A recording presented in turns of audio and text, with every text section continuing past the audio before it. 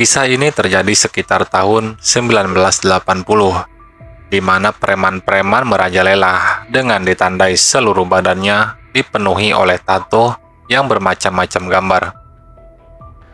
Pada waktu itu, di kampung yang ada di wilayah Depok, ada kejadian yang sangat menggemparkan, di mana seorang preman dibunuh rame-rame oleh kakak dan adik keluarga yang menjadi korban pemerkosaan preman kampung tersebut. Awal cerita, di kampung itu ada sebuah keluarga yang harmonis.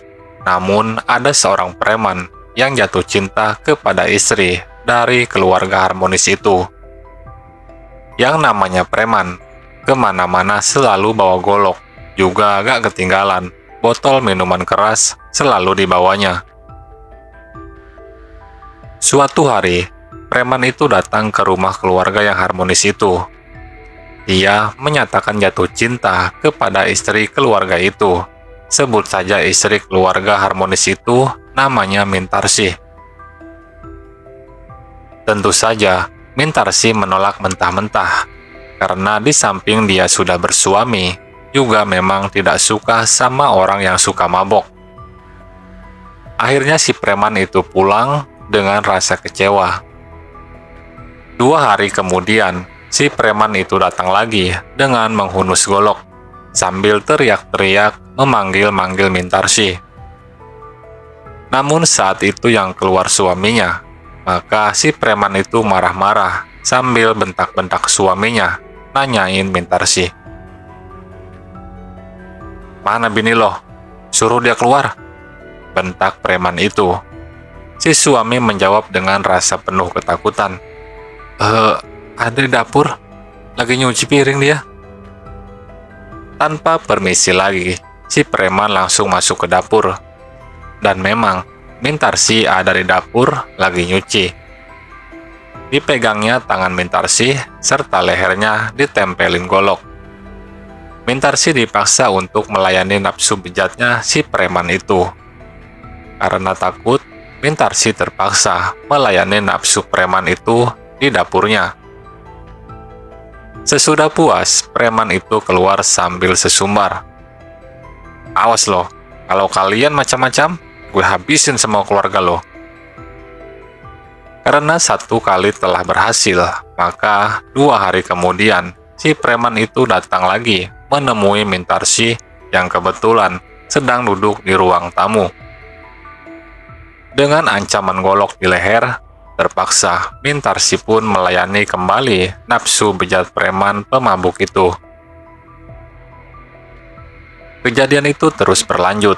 Bahkan kejadian itu pernah dilakukan di depan mata suaminya sendiri. Tapi karena takut, suaminya tidak bisa berbuat apa-apa. Dia hanya bisa meneteskan air mata melihat istrinya diperkosa oleh preman itu. Akhirnya, suaminya datang ke rumah kakak dan adiknya. Dia menceritakan semua yang terjadi kepada keluarganya. Mendengar pengaduan itu, kakak dan adiknya sangat marah. Maka mereka sepakat untuk menghabisi preman itu, yang katanya si preman itu tidak mempan dengan senjata tajam itu.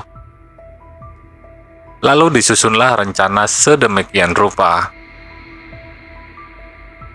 Beberapa hari kemudian, preman itu datang lagi. Dia teriak-teriak di luar manggil-manggil Mintarsih dengan kata-kata yang tidak senonoh. Mendengar suara preman teriak-teriak, akhirnya suami Mintarsih datang mempersilahkan masuk. Pas si preman mau duduk, tiba-tiba dia dihantam oleh adik suaminya dengan balok kayu. Pukulan berikutnya datang dari kakaknya, dan juga suami Mintarsih yang sudah lama menyimpan dendam. Mereka memukul preman itu dengan kayu tanpa henti-hentinya.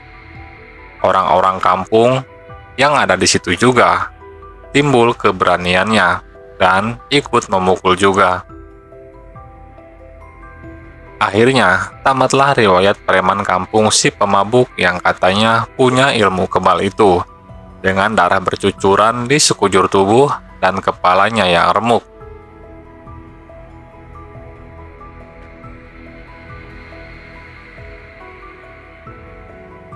Sebut saja namaku Reza. Aku sekolah di salah satu SMA swasta di kota Bandung. Sekarang aku beranjak naik ke kelas 2. Ada yang bilang kalau sekolahku ini dijuluki sekolah paling seram di kota Bandung, karena sekolahku ini adalah tempat persinggahan makhluk halus. Awalnya aku tidak begitu percaya, sampai aku mengalaminya sendiri. Sekitar jam 5 sore, aku masih latihan basket di lapangan sekolah, karena minggu depan akan ada turnamen antar SMA.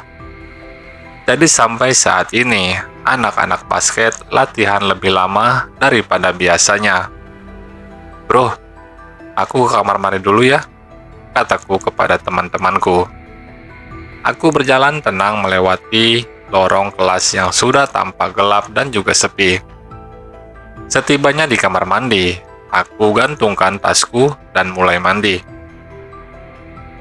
Beberapa saat ketika aku mandi, tiba-tiba saja lampu kamar mandinya mati.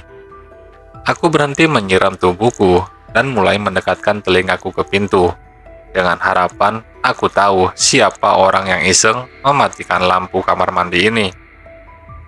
Beberapa saat aku terdiam, ternyata tidak ada suara teman-temanku. Aku membuka sedikit pintu kamar mandi untuk melihat keadaan di luar, dan ternyata keadaan di luar pun sama gelapnya. Aku menutup kembali pintu lalu memakai baju. Aku pikir jika aku teruskan mandi, sudah tidak kondusif lagi. Ketika aku sudah memakai bajuku, aku menggeserkan tubuh ini sedikit ke kanan. Namun, kakiku menginjak sesuatu. Ini seperti kaki seseorang. Aku mulai mundur beberapa langkah menuju tembok. Dan di dalam kegelapan itu, aku seperti merasakan ada seseorang bersamaku. Aku segera mengambil tas yang kugantungkan di belakang pintu. Namun, karena panik, aku pun terjatuh. Aku mulai membungkukkan badanku, meraba-raba mencari tasku. Tiba-tiba, aku mendengar suara yang sedang bernafas. Jelas sekali, itu bukan suara nafasku. Hembusan nafas itu sangat kuat, dan badanku mulai merinding. Keringat dingin mulai bercucuran di keningku. Aku ingin segera keluar dari sini. Aku mencari gagang pintu yang ada di sisi kiriku, namun pintu kamar mandinya susah terbuka. Dan dari arah belakangku, angin dingin berhembus, seperti meniupi pundakku. Suara hembusan nafas ini membuatku sangat takut. Aku memberanikan diri membalikan tubuhku, namun tidak ada siapa-siapa. Jantungku kini semakin berdegup kencang. Aku ingin berteriak memanggil teman-temanku, namun aku tidak bisa. Tubuhku sekarang menjadi kaku, badanku sama sekali tidak bisa digerakkan. Tiba-tiba ada sesuatu yang bergerak-gerak di atas kepalaku. Sekarang, aku merasakan ada sesuatu yang menyentuh rambutku. Sedikit demi sedikit, dan kali ini teksturnya mulai terasa. Ini adalah rambut. Sebuah rambut yang sangat panjang dan menutupi wajahku. Sekuat tenaga, aku berusaha memberontak. Namun, seperti ada yang memeluk dari belakang dengan sangat erat.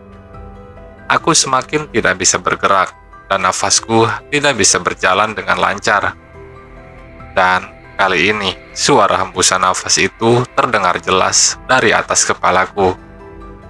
Aku mulai membaca doa di dalam hati, sambil mengingat doa-doa yang aku hafal. Namun sulit sekali untuk mengeluarkan suara, dan sampai akhirnya aku bisa bergerak. Ketika aku lihat ke atas, nampak sebuah wajah dengan mata yang sangat merah.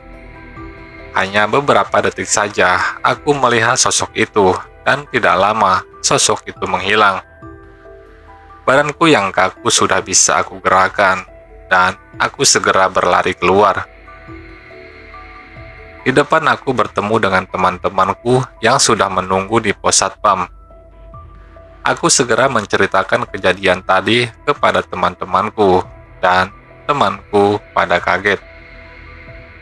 Lalu ceritaku ditanggapi oleh seorang satpam yang mengatakan bahwa aku memang salah. Aku salah karena sudah memakai kamar mandi itu. Konon, sejak dulu, kamar mandi itu memang angker. Makanya, setiap malam lampu dimatikan agar tidak ada yang pergi ke sana. Satpam itu lanjut berkata, dia tidak tahu kalau aku lagi ada di sana.